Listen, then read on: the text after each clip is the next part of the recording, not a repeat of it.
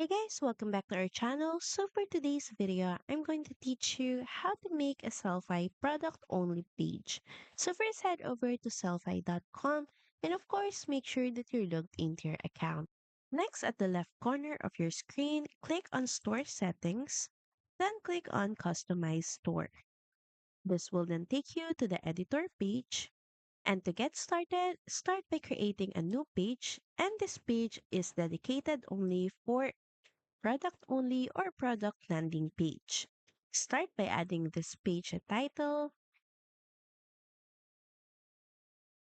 and of course URL slug. This is basically the URL where your customers will visit this page. Here you can start adding elements by adding module. Click on add module and you can start customizing the product page the way you want it. You can add newsletter and testimonial section and of course the product screen. Just click on the Add New Module button as this will showcase your products to this page. You can also modify the size of the module to see how it looks. You can also modify the size and background of the module and see what looks best for your page. Then once everything is done, just head over and click on the Publish button.